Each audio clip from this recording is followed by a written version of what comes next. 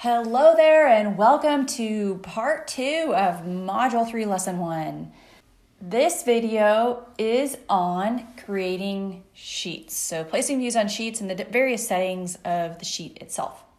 So before we get started, hit subscribe to my channel. Help people find me and grow my channel so more people can watch my videos. I appreciate it. Thank you very much. All right, so let's get started.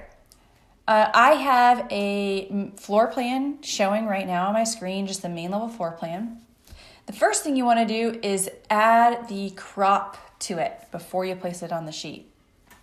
You can place it on the sheet without the crop, but sometimes it just makes things a little easier and cleaner if you have the crop already on. So there's 3 check boxes over here on the properties. We have crop view, I'm going to check. We have crop region visible, which I'm going to check. And then we have the annotation crop, which I'm going to check.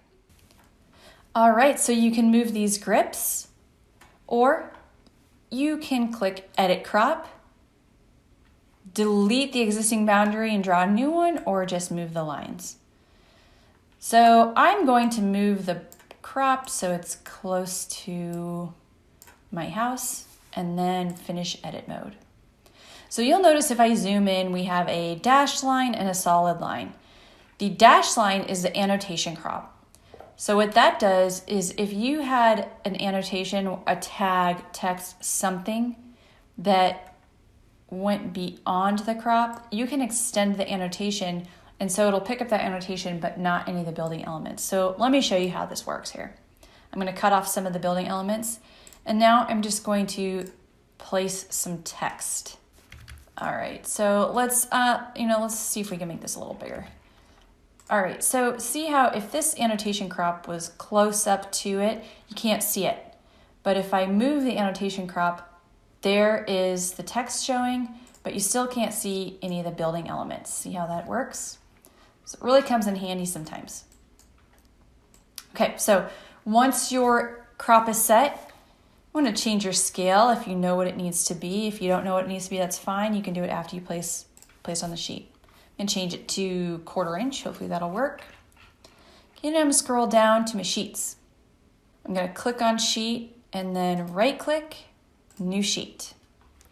So whatever title blocks you have loaded up into your project are going to show here. If the title block that you want isn't here, you can simply press load and then go find it and bring it into your project. If you have placeholder sheets, you could click one of these. I don't have any of that. So I'm going to click this one, the E1 30 by 42, and click OK.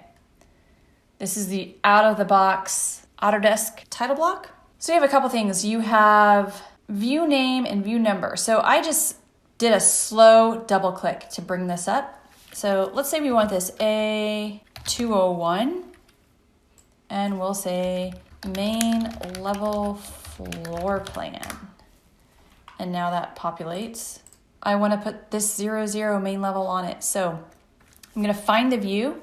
I'm going to click it once and then click it a second time and hold it down, drag it over the sheet, let go, and then click again.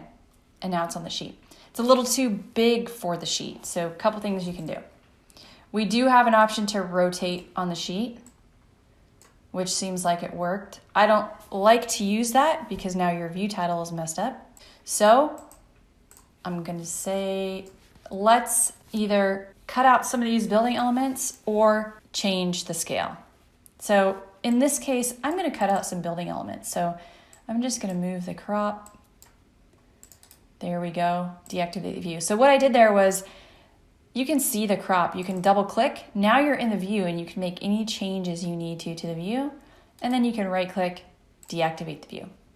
So we have a view title here. So if you click on the view once, if you have view title settings, you can change those. Otherwise,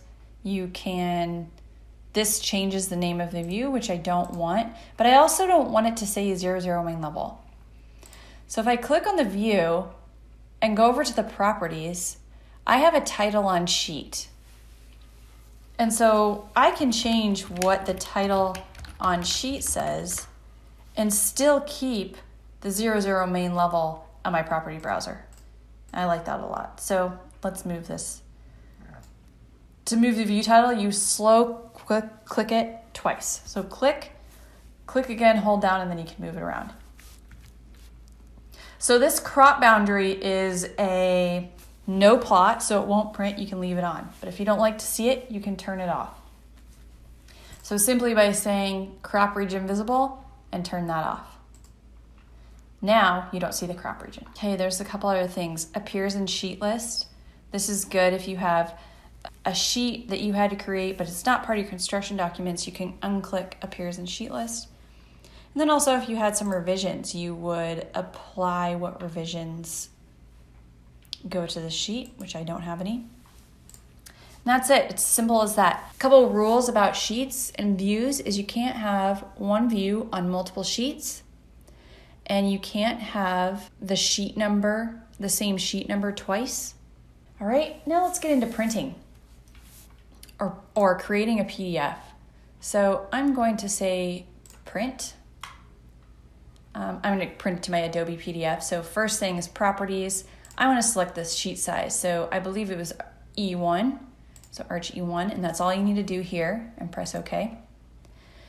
I'm only wanting to print this current window, but if you wanted to batch PDF, you can select the views and sheets and then go select what you want to print. It's easier if you uncheck the views so only your sheets show, and you could select the ones you want. For now, I'm just going to go current window. All right, and then you want to go to this setup. So the first thing you want to do is make sure the size carried over. So Arch E1, that's good.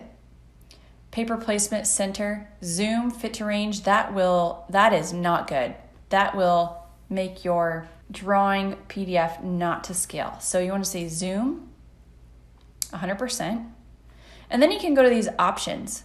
So hide reference planes, hide unreferenced view tags. I like to click on that. Hide crop boundaries, hide scope boxes. So those are the settings that I like to click. If you ever have trouble printing it, Revit prints get what you see mainly. But if you ever have problems with the visibility of the printing, you can try changing vector and raster and see which one works better for you. And then, okay. And you can save your settings if you want. I'm not going to save mine. And then okay. And then you have created a PDF. And that is all for today. In the next video, we're going to talk about annotating. Very exciting.